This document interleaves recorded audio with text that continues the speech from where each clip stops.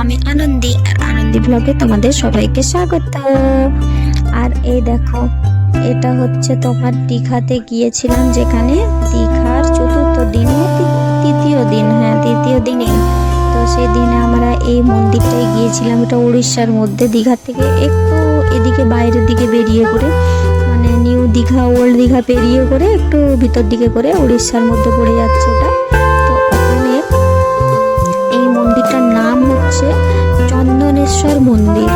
আর মন্দিরটা তোমরা ফার্স্ট লুকে দেখলেই মোহিত হয়ে যাবে।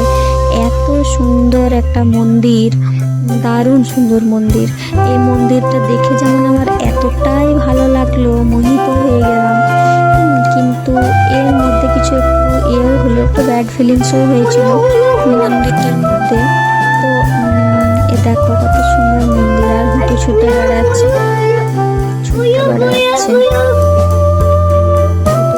ডিস্টার্ব করছিল। তো এই দেখো কত সুন্দর লাইটিং মন্দির। আর ঠাকুরটাও আমি প্রথমে বুঝতে পারিনি, কিন্তু পরে দেখলাম যে এটা হচ্ছে মা দুর্গা একটা রূপ। আর এখানে আছে তোমার সেই বলে না ধর্মের ষাঁড়, তো সেই ধর্মের ষাঁড় আর কানে কিছু বললে নাকি পূরণ হয়। তো পূরণ হয় মানে হুতু বাবা ওর শখের জিনিস ল্যাম্বরগিনি যেমন আমি পাই ভগবান, এসব বলে দিল। তারপরে সুজনও বলল, তারপরে আমিও বলেছিলাম। বলার পরে মন্দিরে ঢুকলাম, ঢুকে পরে আর মন্দিরের বাইরের অ্যাটমসফিয়ারটা সবই খুব সুন্দর। আর ভেতরে আবার শুধু ওই চন্দনেশ্বর মন্দিরের মধ্যে ওই মন্দিরটাই নয়, আশেপাশে আরও অনেক ছোট ছোট মন্দির আছে। কিন্তু ভিতরে ঢোকার পরে আমাদের যে বাজে ফিলিংসটা হলো, ওটা এই যে ঠাকুরটা দেখাই, তারপরে তোমাদেরকে বলছি। ভিতরে যখন আমরা ঢুকলাম তো খুব সুন্দর, খুবই সুন্দর, মানে আমরা সন্ধ্যা আরতি দেখলাম। আর এই দেখো আমি হচ্ছে বাইরে একটু ঘুরে করছি, ওরা বাপ বেটায় হচ্ছে ঘুরে বেড়াচ্ছে, একটু করছে আর কি, আনন্দ এনজয় করছে। আর আমি এখানে বাইরে ঘুরে বেড়াচ্ছি আর কি, মানে ভিডিও করছি আর কি। তো এই তোমার এখানে মন্দিরে ঢুকতেই যে প্রসাদ কিনলাম, সেখানেই তোমার হচ্ছে প্রসাদ তো নিল ঠিক আছে, একটা বামুন না কি আমি জানি না, মোটামুটি পইতে আছে বুড়ো বামুন। তো তিনি আমাদের কাছ থেকে যেটা গাছে যেটা বাঁধে না, একটা মানে ঠাকুরের কিছু একটা জিনিস বাঁধে, তো সেই বাঁধাটাও নিয়ে নিল।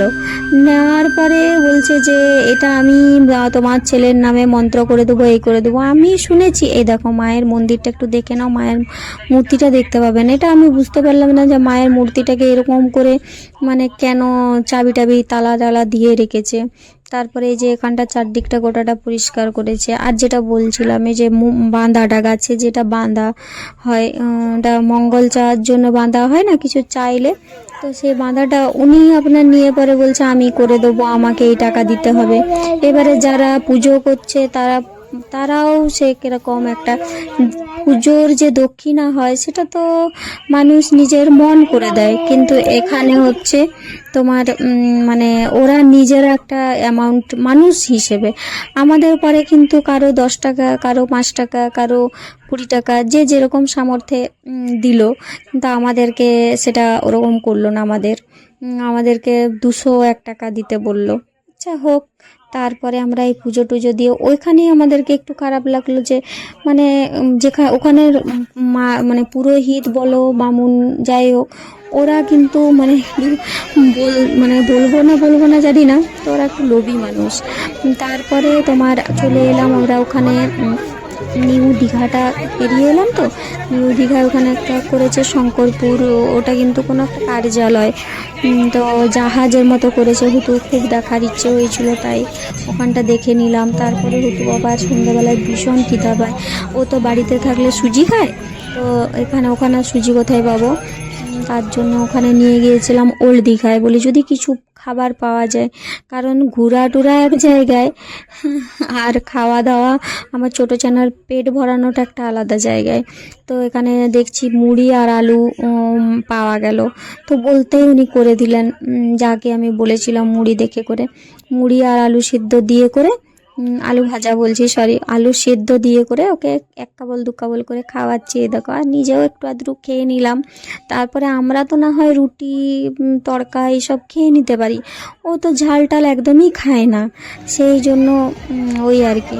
তো তারপরে আমরা এই যে ওল্ড দীঘাতে একটু বসলাম, এই যে ক্রাউড দেখো, এইসব দেখলাম। আর হুতু বাবার বাইক বলো, তারপরে যেখানে নিউ দীঘাতে বা যেখানে মুকুটমণিপুরেও দেখেছি যে গাড়িগুলো হয় না, তোমার গাড়িতে চাপার ভীষণ ইচ্ছে হুতু বাবার। এই দেখো দারুণ চাপছে। হ্যাঁ, তো এই যে আমার দীঘার ভিডিওগুলো আমি এখন ছাড়বো। আমার ভিডিওগুলো যদি তোমাদের ভালো লেগে থাকে তাহলে আমার ভিডিওগুলো প্লিজ দয়া করে লাইক করে দিও, আর সাবস্ক্রাইব অবশ্যই করো আরও নতুন নতুন ভালো ভালো ভিডিও পাওয়ার জন্য। আর আমার ভিলেজ লাইফটা তো তোমাদের দেখাবোই, তার আগে এই ভিডিওগুলো দেখিয়ে দিই যেগুলো আমরা ঘুরতে গেলাম, কীরকম এনজয় করলাম, আর তোমরাও আমার সঙ্গে এনজয় করো, জিনিসগুলো দেখো। আর এই যে এই রাইডটা করছে না হুতু বাবা, এটা কিন্তু 100 টাকা নিয়ে নিল, মানে মাত্র 4টা রাউন্ডে 100 টাকা। তো আজকের মতো এখানেই। তো like and subscribe, bye bye, ভালো থেকো, সুস্থ থেকো।